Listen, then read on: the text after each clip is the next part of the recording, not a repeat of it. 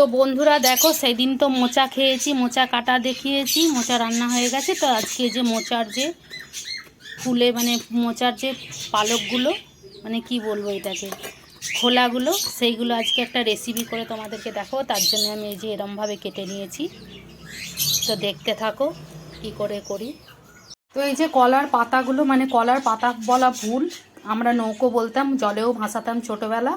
তো কলার মোচার যে পাতাগুলো, সেটা যে ছোট ছোট করে কেটে আমি নুন আর চিনি মাখিয়ে রেখেছি। তো বানানোর জন্য কী লাগছে দেখো, এখানে আছে চালের গুঁড়ো, অল্প সুজি, কর্নফ্লাওয়ার, ময়দা, লাল লঙ্কা গুঁড়ো, জিরে গুঁড়ো, ধনে গুঁড়ো, হলুদ গুঁড়ো, কালো জিরে আর কাশ্মীরি লঙ্কার গুঁড়ো আর অল্প নুন দিয়ে আমি এবার ভাজবো এটাকে। তো নুন, চিনি আর হলুদ মাখানো মোচার এই যে নৌকোগুলো আমি এবার কী বলে যে পরিচিতি দেবো বুঝতে পারি না, নৌকোই বলছি। তো আমি এবার সেদ্ধ করে নিয়েছি। তো এবার এটাতে আমি কোট করে এবার ভেজে নেব। তো আমি এগুলো কোট করে নিয়েছি, যে এবার ছেড়ে দেবো গরম তেলে।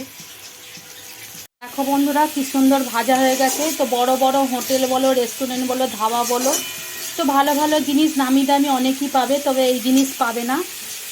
তো আমরা খেতে সবাই পছন্দ করি, কিন্তু বানানোটাই হচ্ছে মেন। বানানোর পদ্ধতি না জানলে কিছুই করা যাবে না। তো তোমরা এইভাবে একবার বানিয়ে খেয়ে দেখবে, খুব ভালো লাগে। আর বিশেষ করে কলা গাছের কোনোটাই কিছু ফেলা যায় না। কলার গাছ থেকে, পাতা থেকে, ফুল থেকে, ফল থেকে সবই খাওয়া যায়, এবং কি রস করেও খাওয়া যায়। তো ভিডিওটা ভালো লাগলে লাইক, শেয়ার, কমেন্ট করো আর পাশে থেকো। টাটা। তো চলো, হয়ে গেছে, নামিয়ে নিই। দেখো আমি নামিয়ে নিয়েছি। দারুণ টেস্টি একটা রেসিপি।